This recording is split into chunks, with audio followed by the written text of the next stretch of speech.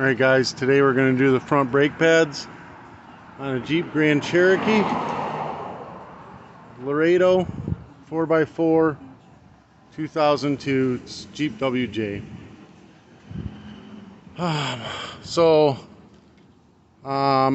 The rims I've got on here are Chevy rims, completely different than what you're going to have.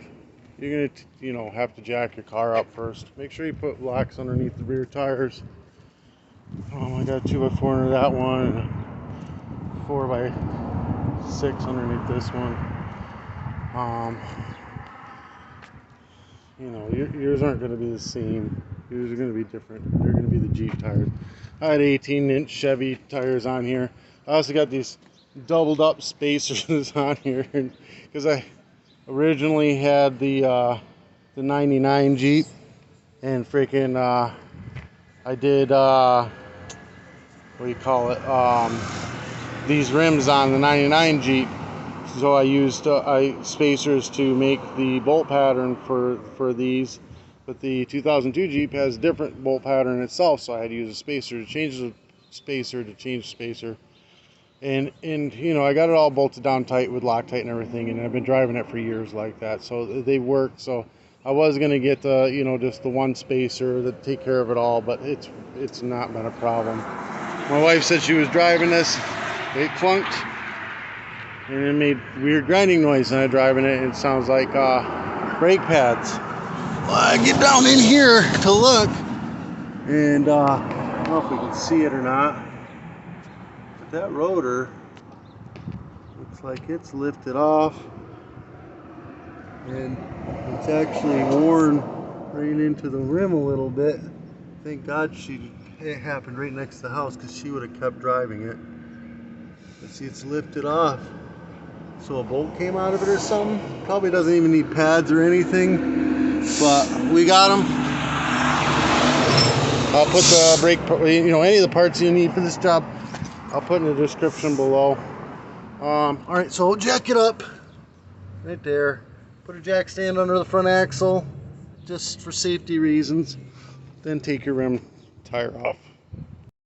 Alright, so the main bolt came out. How nice is that, huh? So there's two main bolts. There's one right here. There's one down bottom. And it's gone. Glad to see that. Alright, we're going to go with these ones here though. This one here and this one here. We're going to pop them out. It's 17 millimeter. And these pieces right here, I'm just going to grab them, kind of slide them down. Just get them kind of out of the way. You'll notice they got flat spots on them, and then there's a flat side of this one to reassemble. You're going to want to do that. And this should pry right off of that other part. Use a pry bar or a big screwdriver or something. It's actually coming off by hand, but you may need to use a big screwdriver or something. Alright, and I put it on a jack stand because it's just a rubber hose that's back here. You don't want to break the line.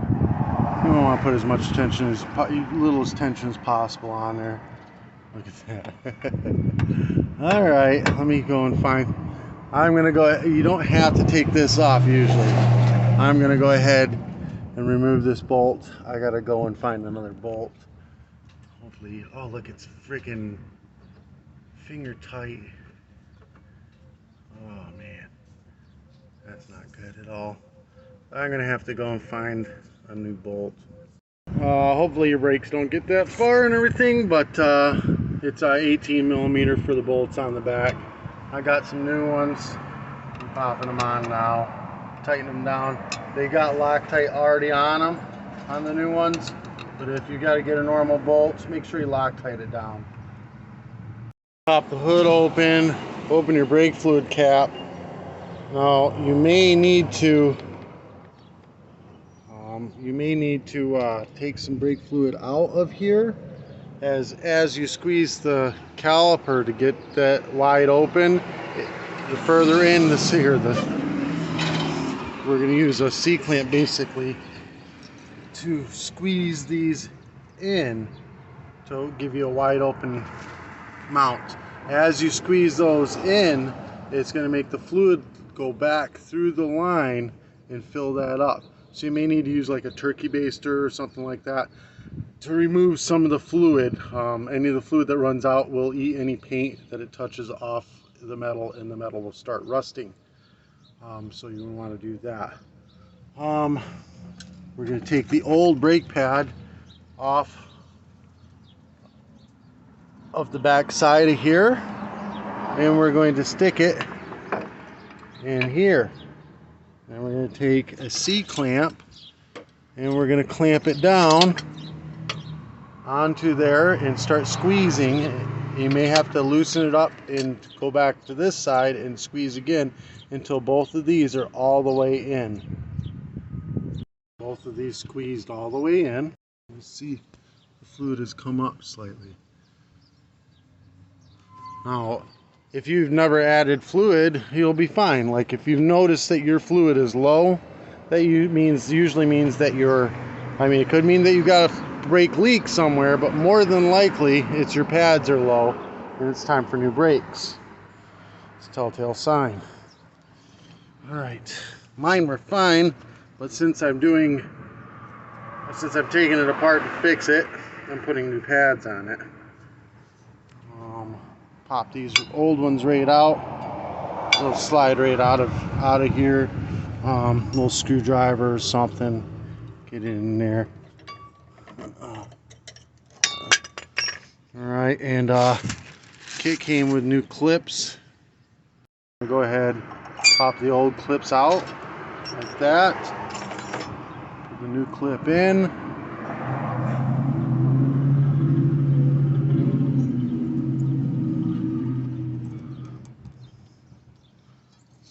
Oh, wait a minute. Do I got this wrong one, isn't it? Yeah, that's the wrong one. I went the wrong way, right? Yeah, it's flat side goes on that side. Wrong side. Flat side goes on the back. This is the wrong one, too. This is the right one. See the flat clip side goes on the back. And it just pushes down in.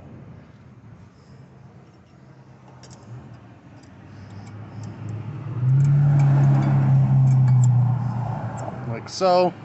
Pop this one out. It's probably the opposite one. Yep, opposite side. Pop it back up in. Like so. Like so. Voila. Now this side you can do brake pad, pop it in, or hold it in place, and then you do the same with this side. Remove the clips, put the brake pad in. Then you got the anti-squeak. You just rub it on flat surfaces. It comes in a little tube. I'll put that in the description as well for you. It's a nice even coat everywhere on the back. No big deal. All right. Then this guy is going to go up and back on. You do not have to bleed your brakes because you did not crack the lines open. So we got this in there. These are still pulled back. We're going to line up the flat spots and make sure that they meet each other fine. I'm going to do that on both top and bottom. Everything's good, nice and tight on there. You will have to pump your brakes a few times just to get the we call it the caliper to squeeze back down onto the rotor, but other than that you're fine. I have some fine lines in there, but nothing that I'm going to be concerned about. It's not warped, so I'm going to leave it alone. You can get new rotors as well. Here's my double adapter I told you about. Alright, so all that's on there good. We'll move all this stuff out of the way. Then we're going to set the tire back on and bolt it back down. Got the wheel back on. You'll pump up the brakes. Make sure you put your cap back on, etc., etc. And that's, I'll be doing this side. I don't have to do that. You guys seeing what you do. It's going to be the same on this side. All right, I hope that helped you out, guys. If it did, hit that subscribe button. Give me a thumbs up. If you want to do any advertising on my channel, message me. Be more than happy to have you. Peace.